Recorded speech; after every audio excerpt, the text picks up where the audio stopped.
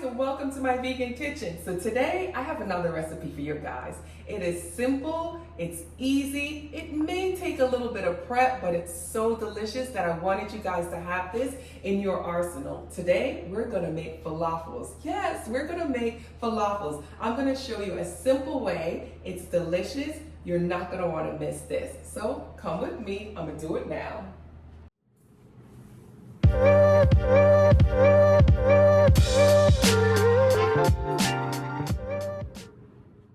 Alright guys, so the first thing we're going to start with is the star of the show, chickpeas. And we're not using canned chickpeas for this recipe. You do not want to use canned chickpeas at all. I stress, do not use canned chickpeas for this recipe. It will become mushy and you will get something, end up with hummus. So you don't want to use canned chickpeas. We're going to use dried chickpeas. And for those of you who've never seen dried chickpeas, this is what it looks like. So you can see it is tiny, it is dried, and that's what it looks like. However, in preparation for this recipe, we're gonna have to soak the chickpeas for at least 24 hours. So I have done that prep. I've been soaking my chickpeas for about 24 hours. You wanna soak chickpeas in water with baking soda. So you're gonna do a tablespoon of baking soda in your water. Let me go grab the chickpeas for you guys so you can see what it looks like. So I've got the chickpeas that I've been soaking for 24 hours. We're gonna take a look at it now. All right, come in so I can show everyone. So you remember what our unsoaked chickpeas look like. It looked like that. This is now 24 hours later. This is what the soaked chickpeas look like. Aren't they beautiful? All right. So we've got our soaked chickpeas that we soaked in baking soda. I'm gonna just strain off the water and rinse them a little bit. So once the chickpeas have been washed, I'm just gonna place it back in the bowl with a dish towel to kind of get all of the water out. You know, we wanna dry these chickpeas just a little bit. So I'm just gonna leave it here in the bowl in the dish towel for a sec while I show you the other ingredients. And don't worry about knowing what ingredients are in this recipe. I will have all the ingredients listed below. So let me just get this out of the way, and we're gonna move the chickpeas over here, and we're gonna bring the ingredients that we need for the rest of this recipe. Brought out the food processor for this. You definitely are going to need a food processor. Don't try to do it in a blender. Again, the blender is going to mash the chickpeas to a point that it's gonna become hummus. So we're not trying to make hummus, we're trying to make falafels, right? Got my food processor ready, and here are our ingredients. And like I said, this is a simple recipe. It just takes time to prep, right? Because you need 24 hours to soak it. So if you're even thinking about making it, you're gonna need a day in advance to, get this all prepped together. But in my food processor, we're gonna place, let me get a small cup. All right, we're gonna use a measuring cup to do the scooping, all right? So you might have to do this in 2 batches just to make sure you get all the ingredients incorporated. I am going to place the chickpeas in the food processor, okay? I'm gonna put this on the side because again, I wanna do it in 2 batches just to make sure that I have all the ingredients. I washed and dried my cilantro and my parsley. And you wanna make sure you have fresh cilantro and fresh parsley.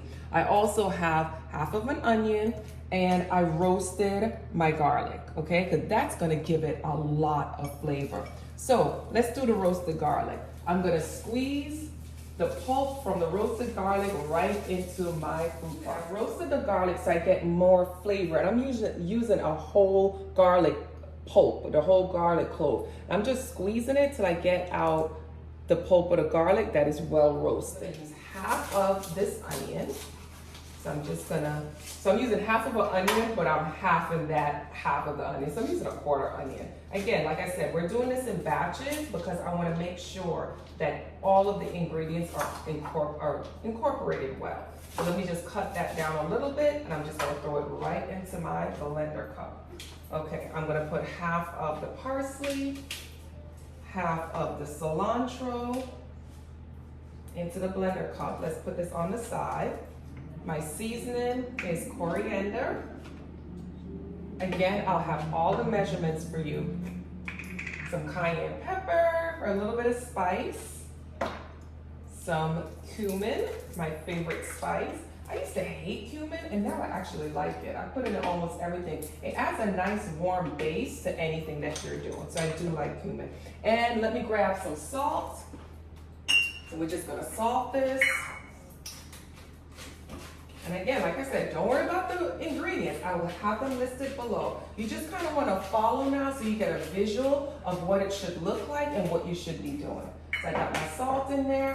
And now, I think we got everything in there. We're going to pop the top on. We go to blend the ingredients that are in here. We're going to do it slowly because we want to get almost like a sandy consistency. We don't want to completely mash it out. We want to still have some texture to it. So I'm going to say maybe about 10 seconds or so. We're going to do that first, see what it looks like, scrape down the sides if we need to, and then do it again. So I allowed it to blend, and this part is really important because like I said, you want the texture to not be completely blended out, but you don't want it too many thick pieces either. So it was a process of 10 seconds, scrape it down, 20 seconds, scrape it down, another 20 seconds. And I'll have that all in the instructions, okay? This is my first batch. So let's get that in the bowl. And then we're gonna do the second batch. We're just gonna do the same thing that we did to the second batch. And see, this is what it looks like. So you could come in and see what it looks like. So you still see there's some big pieces, not too big, but the rest is all blended in. This smells so good, guys. Oh my God. The smell of cilantro and parsley and cumin just smells really good. All right, so let me do the second batch and then I'll show you guys what to do next.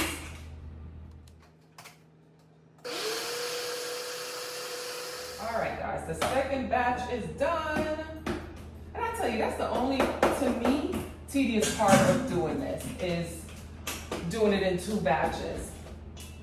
Because, you know, it takes time. You're like, oh, I don't want to separate the recipe, but believe me, it comes out so much better. I've done it in 1 batch and it's just too much, way too much for the food processor to process, and it just doesn't come out the way that you want it to. So just take the time and do it in 2 batches. All right, so cameraman came in, so you guys saw what it looks like. I'm gonna ask him to come in again. Come in, take a look. This is what it looks like, okay? So it looks pretty good. You got some big pieces, but you also have some pieces that are finely mashed down, which is good. All right, now, this is another wait and see process with this falafel. Now that you got it like this, we're gonna cover it up and we're gonna place it in the refrigerator because it has to cool down. So we're gonna place it in the refrigerator for about, the shortest is 10 minutes. And I hate saying that to you guys because I really need for you to get it cooled down, but at least an hour. Guys, it's been an hour. Our falafel mix have been in the refrigerator for probably a little over an hour. I kind of went and did other things. So all it did was cool the falafel mix down so that we can create little balls or little patties better, okay? But what we need to do now is to add something that's gonna help to bind it and keep it fluffy. So what we're gonna add is some baking powder. And we're gonna add like a tablespoon of baking powder to this mix. This will help it to be more fluffy. Just mixing all of that baking powder, get it well incorporated into the mixture. And now I'm gonna add some chickpea flour. So I'm just adding a tablespoon of chickpea flour, okay? Just add that to the mix, and I'm gonna mix that up to get it well incorporated. And what those 2 things are gonna do, like I said before, it's gonna act as a binder. The chickpea flour definitely is a binder, and the baking powder will help to make it light, airy, and fluffy. All right, so that's all mixed together. That is perfect, perfect, perfect. Now let's get this out of the way. So I grabbed a cookie sheet and I lined it with parchment paper. I also grabbed an ice cream scooper. The ice cream scooper obviously is gonna help me to create uniform balls on my sheet here. So let me get this spoon out of the way. I'm gonna take my ice cream scooper, scoop up the amount that I need. So come in close so you can see. Scoop up the amount that I need. So it's about ice cream scoop size. And I'm just gonna take my hands and just create a ball. That's it. And because it's cold, it formed nice and easy. And I'm just gonna place it right on my sheet. All right, guys, so here we are. This is gonna be my last one. So I did enough to fill the cookie sheet. All right, guys, so the next step, now that we have it on our cookie sheet, we're gonna put it in the oven. Remember, we're not frying this. Now, if you choose to fry it, you can fry it now. Just make sure you have really hot oil and deep fry it. So you wanna get it down into the oil. But we're gonna try to make this a healthy recipe. So we're not gonna fry it, we're gonna put it in the oven. And all I'm gonna do is just wash each falafel ball with a little oil. That's all we're gonna do, just add a little oil. This will help it brown up really nicely in the oven. Now, if you wanna stay away from oils, you can actually bake it without adding this oil. But I do find if you wanna give it that nice golden look, it's best to just put a little oil on it. So now that we have these all prettied up, we're gonna place it in the oven at 350 for 30 minutes. And guys, look at my falafels. They are fresh out of the oven. And I allow them to cool down a little bit just so they won't like break apart or anything like that. But I'm plating them up and we're gonna taste them just now. You notice that I started tasting it already, right? The little pieces that have fallen. Anyway, here it is. My falafels are all done. Aren't they pretty? Come in and take a look. Look at them. They are so pretty. Well done. Okay, I'm pairing it with a tzatziki sauce, and this is store-bought from Trader Joe's. But if you guys aren't able to get to a Trader Joe's, I will have a simple recipe for the tzatziki sauce in my description box below. But this was so easy, guys. You saw how easy it was to do. The only thing is with the time preparation, right? You gotta 24 hours before, you have to soak the chickpeas. But let's taste it and see how it came out. Come in close because I want you guys to see what it looks like inside. That's what it looks like inside. Look at all the parsley and the cilantro. I'm gonna dip it inside of my tzatziki sauce, but you guys don't have to do it that way. Let's taste what this tastes like.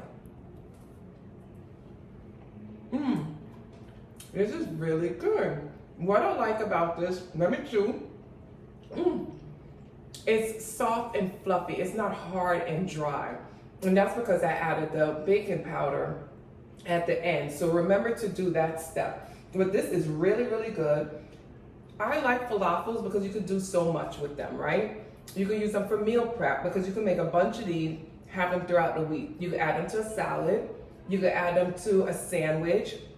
You can make an easy cucumber tomato salad and have that with it. There's so much you can do with it. You can add hummus on your sandwich with the falafels. So if you want an easy recipe that you can basically have, it's packed with protein also because it's all chickpeas, as you can see. Very little ingredients that you need to add to it. If you're looking for something that's easy, packed with protein, and something that's good for meal prep, falafels are it. For joining me in my vegan kitchen. Again, we did another easy, simple recipe. Yes, it is gonna take you a little bit of time because you gotta, soak those chickpeas 24 hours prior, but it is an easy recipe to do and it's so tasty. It's perfect for meal prep, like I said before. But again, thank you for joining me in my vegan kitchen.